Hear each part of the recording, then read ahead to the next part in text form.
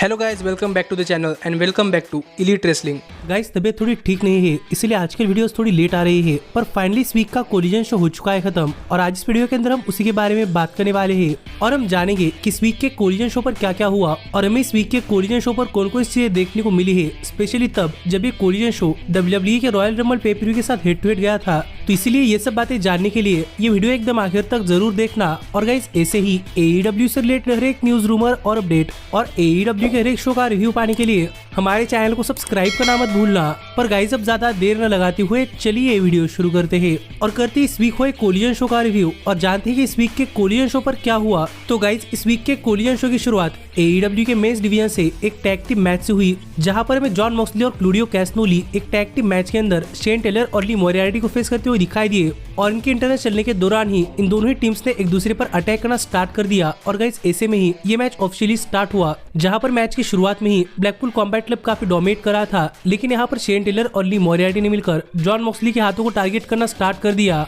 और ये वही हाथ है जिसे ली मोरियार्टी ने इससे पहले डैमेज किया था, जिसके चलते शेन टेलर और ली मोरियार्टी इस मैच के अंदर काफी देर तक डोमिनेट कर पाए और क्लूडियो ने भी इस मैच के अंदर अच्छा खासा मार खाया। पर जब क्लूडियो और जॉन मॉक्सली दोनों ने मिलकर इस मैच के अंदर अपना कमबैक किया, तब यहाँ पर शेन टेलर और ली मोरियार्टी कुछ नहीं कर पाए और आखिरकार यहाँ पर शेन टेलर पर अपना सबमिशन यानी कि बुलडॉग चोक लगाकर जॉन मॉक्सली ने अपनी टीम के लिए ये मैच जीत लिया है, जो देखा जाए तो मॉक्सली के लिए काफी शानदार विक्ट्री थी। तो देखना पड़ेगा कि आगे उनके साथ क्या होता है। पर इसके बाद हमें शो पर लेक्सी बैकस्टेज में रॉड्रिक स्ट्रॉन्ग और कमांडर का इंटरव्यू लेते हुए दिखाई दी और वो यहाँ पर कमांडर से कह रहे थे कि अगर कमांडर इस वीक इंटरनेशनल चैंपियन भी बन जाते हैं तो आगे चलकर रॉड्रिक स्ट्रॉन्ग उनके पीछे आने के लिए तैयार है और ये अच्छा ही है, क्योंकि वो वैसे भी ऑरेंज कैसिडी को फेस नहीं करना चाहते, इसलिए वो यहाँ पर कमांडर को मैच जितवाने के लिए ट्राई करने वाले है। जो बात यहाँ पर रॉड्रिक स्ट्रॉन्ग ने कही और रॉड्रिक स्ट्रॉन्ग यहाँ चले गए तो देखने के लिए मजा आने वाला था कि आगे शो पर क्या होता है। पर इसके बाद में शो पर इंटरनेशनल चैंपियनशिप का एक मैच देखने को मिला, जहाँ पर ऑरेंज कैसिडी अपनी चैंपियनशिप कमांडर के खिलाफ डिफेंड कर रहे थे और पता नहीं क्यों लेकिन हमें पहली बार ऑरेंज कैसिडी किसी हाई फ्लाइंग रेसलर के सामने एज हाई फ्लाइंग रेसलर करते हुए दिखाई दिए है, जहाँ पर ऑरेंज कैसिडी ने इस मैच के अंदर अपने रेगुलर मूव्स की जगह अपने हाई फ्लाइंग मूव्स का इस्तेमाल किया है, जो देखने के लिए काफी मजा आ रहा था। लेकिन एक टाइम के लिए रॉड्रिक स्ट्रॉन्ग भी रिंग साइड पर आकर खड़े हो गए,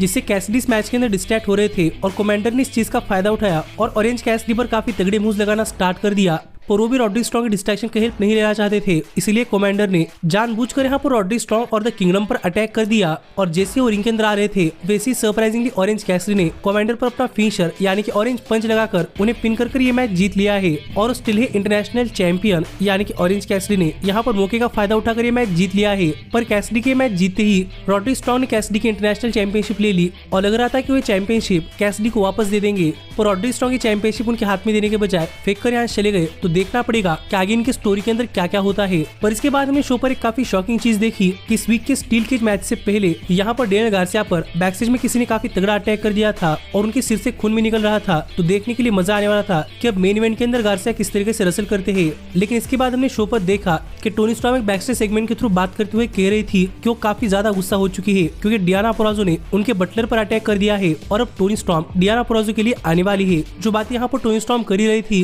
कि हम यहाँ पर देख पा रहे थे कि यहाँ पर मरिया में टोनी स्टॉर्म काफी इरिटेट कर रही थी और ऐसा इसलिए क्योंकि मरिया में कह रही थी कि इस वीक कोलिजन शो पर उनका मैच होने वाला है और वो चाहती है कि टोनी स्टॉर्म ये मैच देखे। लेकिन टोनी स्टॉर्म ने फिर एक बार मरिया को बहाना देते हुए कहा कि उनके पास टाइम नहीं है और वो टोनी स्टॉर्म को बताया जरूर कि उन्होंने अपना मैच जीता या फिर हारा, जो कहकर टोनी स्टॉर्म मैच चली गई। तो देखने के लिए मजा आने वाला था कि आगे रिलेशनशिप किस तरीके से बिल्ड होता है। लेकिन इसके बाद में शो पर मरिया में 1-on-1 मैच के अंदर लेडी फ्रॉस्ट को फेस करती हुई दिखाई दी और गाइस यहाँ पर लेडी फ्रॉस्ट किसी भी तरीके से मरिया पर काफी तगड़ा अटैक कर एक रोल अप पिन के सहारे ही क्यों ना हो ये मैच जीतना चाहती थी। पर मरिया में इस मैच के अंदर बनी रही और उन्होंने लेडी फ्रॉस्ट पर अच्छा खासा अटैक करना स्टार्ट कर दिया और आखिरकार उन पर अपना फिनिशर में डे लगाकर मरिया ने मैच जीत लिया है। लेकिन अब देखने के लिए मजा आएगा कि टोनी स्टॉर्म ने ये मैच देखा है या नहीं। पर यहाँ से मरिया का फ्यूचर भी काफी ब्राइट दिखाई दे रहा है। पर इसके बाद हमने शो पर देखा कि स्वर्व स्ट्रीटलाइन बैकस्टेज सेगमेंट के अंदर बात करते हुए नेक्स्ट वीक हैंगमैन पेज के लिए डीलर्स चॉइस मैच के अंदर एक नया अपोनेंट चूज कर लिया है और स्वर्व ने बताया कि ये कोई और नहीं बल्कि मुगल एम्बेसी की पार्टनर यानी कि टोंगा लियोना होने वाले हैं। तो देखना पड़ेगा कि जब हैंगमैन और टोंगा लियोना इनके बीच में मैच होता है तो ये मैच कितना जबरदस्त होता है।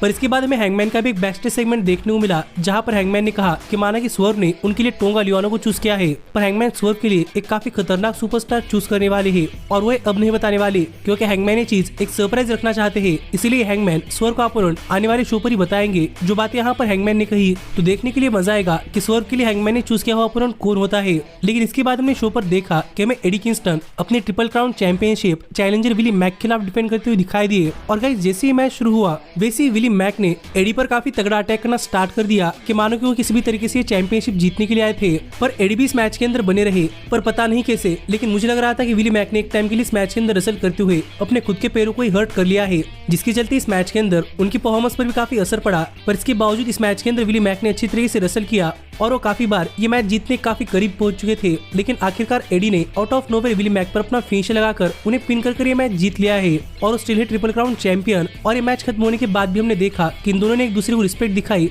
और एडी यहाँ पर बैकस्टेज जा ही रहे थे। कितने में यहाँ पर ब्रायन आ गए, क्योंकि शो पर आगे ब्रायन का मैच उनके ही आइडल यानी कि यूजी नगाटा के खिलाफ होने वाला था। लेकिन इस मैच के लिए अपनी एंट्रेंस करते समय ब्रायन ने एडी की तरफ मुड़कर भी नहीं देखा, जिससे हम समझ सकते हैं कि ब्रायन यहाँ पर एडी को कितनी बुरी तरीके से डिसरिस्पेक्ट कर रहे हैं। लेकिन ये देखकर एडी भी इस मैच के लिए कॉमेडी टेबल पर बैठे और इसके बाद ये मैच ऑफिशियली स्टार्ट हुआ, जहाँ पर ब्रायन अपने आइडल यानी कि यूजी नगाटा को फेस करते हुए दिखाई दिए। और यहाँ पर हम ब्रायन के चेहरे पर यूजी नगाटा के खिलाफ मैच रसल करते हुए एक हंसी भी देख पा रहे थे, यानी कि ब्रायन तो इस मैच से काफी खुश थे कि उन्हें अपने आइडल के खिलाफ एक मैच मिला है। और गाइस ये मैच भी काफी जबरदस्त मैच रहा है, क्योंकि यूजी नगाटा जापान के ऐसे लेजेंडरी रेसलर है जो कि टेक्निकल रेसलिंग के अंदर काफी टॉप पर थे। इसलिए यहाँ पर ब्रायन और यूजी नगाटा इनके बीच में टेक्निकल रेसलिंग काफी बढ़िया चली और यूजी नगाटा यहाँ पर ब्रायन के हाथों को टारगेट कर रहे थे और यूजी नगाटा ने ब्रायन के हाथों पर काफी तगड़े मूव्स लगाकर उन्हें काफी डैमेज कर दिया। लेकिन ब्रायन भी इस मैच के अंदर बने रहे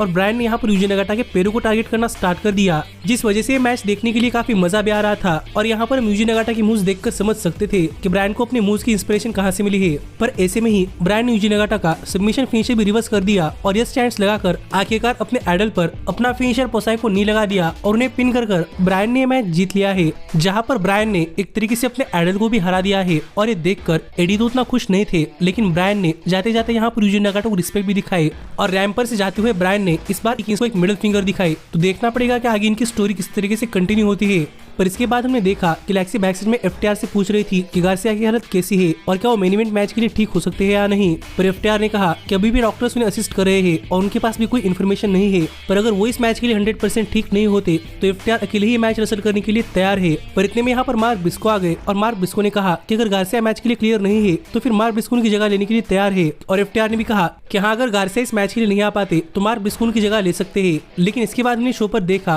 कि लैक्सी बैकस्टेज में ब्रायन केज का इंटरव्यू ले रही थी और यहाँ पर बात करते हुए ब्रायन केज ने कहा कि ब्रायन की जो कुछ चीजें काफी ठीक नहीं लग रही। पहले तो अपनी 6 मैन टैग टीम चैंपियनशिप हार गए, उसके बाद वो AEW ट्रियोस चैंपियन भी नहीं बन पाए। लेकिन दूसरी तरफ हुक एक ऐसी चैंपियनशिप उठाकर अपने आप को चैंपियन कर रहे हैं जो कि AEW रिकॉग्नाइज भी नहीं करती। और हुक को समझना चाहिए कि ब्रायन केज AEW कंपनी के अंदर फर्स्ट एवर FTW चैंपियन थे। जो बातें केज कर ही रहे थे, कितने में यहाँ पर हुक आ गए और ब्रायन केज से बात करते हुक ने कहा कि अगर ब्रायन केज को मैच चाहिए तो सीधा डिमांड कर ले। और ऐसा किया अगर हुक यहाँ चले गए तो देखने के लिए मजा आएगा कि जब FTW चैंपियनशिप के लिए Brian Cage versus Hook match होता है तो ये मैच इतना जबरदस्त होता है। पर इसके बाद हमने शो पर देखा कि फाइनली यहाँ पर सेरेना डीप का रिटर्न हो चुका है और यहाँ पर सेरेना डीप अपने रिटर्निंग मैच के अंदर एक लोकल स्टार को फेस कर रही थी और पूरा का पूरा क्राउड यहाँ पर सेरेना डीप को वेलकम बैक के चैंट्स कर रहा था, जो देखकर आप समझ सकते हैं कि वो कितनी पॉपुलर है। और अपने कमबैक मैच के अंदर सेरेना डेप ने भी काफी जबरदस्त परफॉर्मेंस दी और यहाँ पर इस लोकल स्टार पर अच्छे खासे मूव्स लगाकर उन पर डायरेक्टली अपना फिनिश लगाकर उन्हें पिन कर सेरेना डेप ने ये मैच जीत लिया है, जो उनके लिए काफी बढ़िया विक्ट्री थी।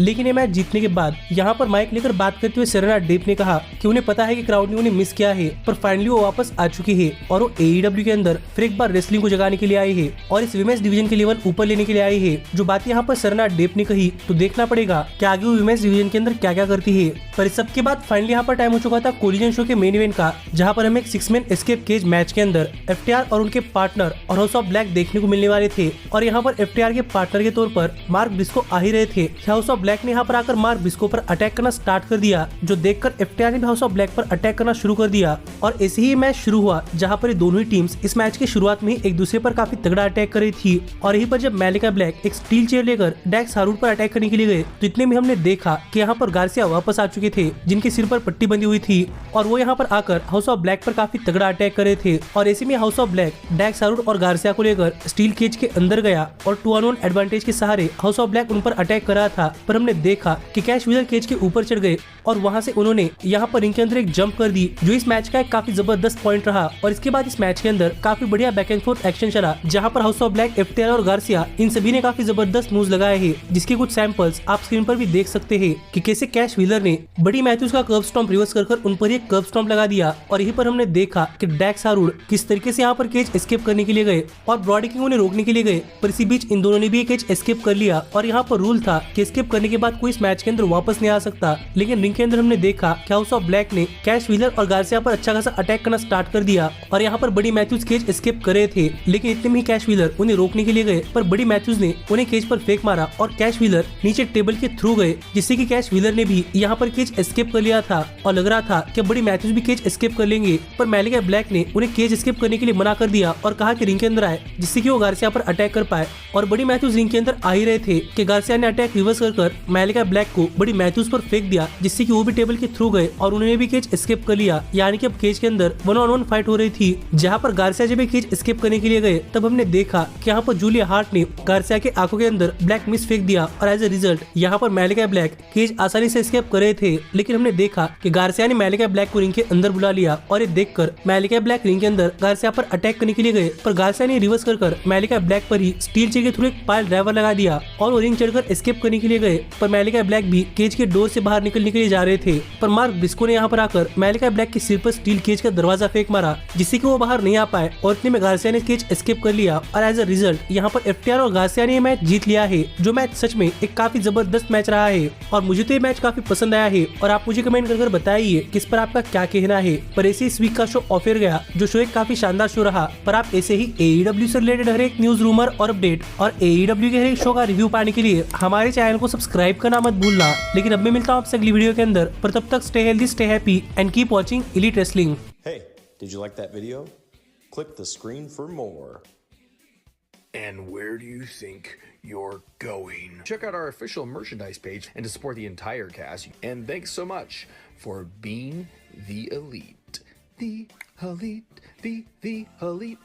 What, Nick, you're not going to sing it all with me this time?